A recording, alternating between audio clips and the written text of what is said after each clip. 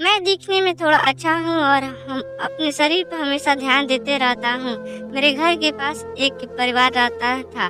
उसमें एक महिला और उनकी बेटी रहती थी। महिला का बहुत साल पहले ही तलाक हो चुका था। वह महिला देखने में किसी हीरोइन से कम नहीं थी। हम सभी लड़के उन्हें सेक्सी आंटी के नाम से ही जानते थे। उनका ड्रेसिंग सेंस बहुत ही अच्छा था। हर तरह के कपड़े पहनती थी, लेकिन जब भी साड़ी पहनती थी किसी परी से कम नहीं लगती थी। आगे के शिक्षण के लिए दिल्ली के कॉलेज में एडमिशन लिया था तो मैं दिल्ली चला गया था। वहाँ लगभग 6 महीने हो गए थे। तब ही मुझे पता चला कि उन आंटी की बेटी भी दिल्ली में ही पढ़ रही है। पहचान के होने के कारण हम बहुत बार मिल लेते थे। वह दिल्ली में अकेले ही रहती थी। एक दिन उनकी बेटी निक्की बदला हुआ नाम ने मुझसे पूछा कि क्या हम दोनों साथ में रह सकते हैं। मैं भी अकेला ही रहता था। यही तो मेरे लिए चमत्कार ही था। हमारे एरिया की सबसे सुंदर और रोमांटिक लड़की के साथ रहने का मौका मुझे मिल रहा था। मैंने भी हाँ बोल दिया। निक्की ने आंटी को बता दिया था कि हम दोनों साथ में ही रह रहे हैं। आंटी भी खुले विचारों की थी तो उन्होंने भी कोई प्रॉब्लम नहीं थी। वैसे तो हम दोनों सिर्फ दोस्त की तरह रहने का सोच रहे थे, पर हमारे बीच कुछ ही दिनों में शारीरिक संबंध बन गए। मैं सोच रही थी कि आगे क्या करेंगे, तो निक्की ने पहले ही बता दिया कि वह मुझसे शादी नहीं कर पाएंगी क्योंकि हम अलग अलग जात के थे। मैं भी समझ गया था और हम आगे सिर्फ दोस्त बनकर ही रहेंगे। हम लगभग 3 साल साथ ही रहे और इसी बीच हमने बहुत बार संबंध भी बनाए। कॉलेज खत्म होने पर मैं घर गया था तो अब निक्की से मिलना भी बहुत कम हो गया। और जब भी निक्की घर आती थी तब ही थोड़ी बोलचाल में हो जाती थी। पिछले साल ही निक्की की शादी भी हो गई तो अब तो थोड़ी बात होने भी बंद हो गया था।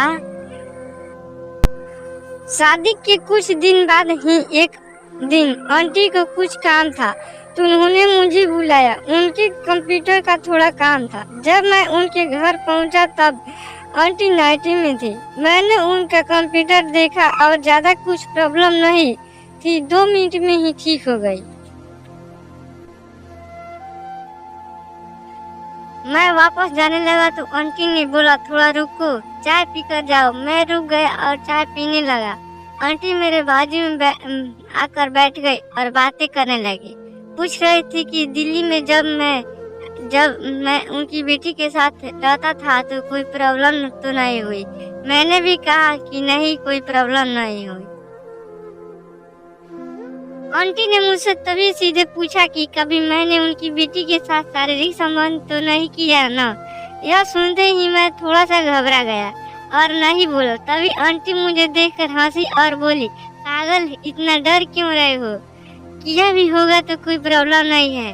जवान अभी नहीं करोगे तो कब करोगे? ऐसे ही प्यार से बातें करते हुए उन्होंने मेरे से बुलवा लिए। मैंने निक्की के साथ संबंध बनाया था।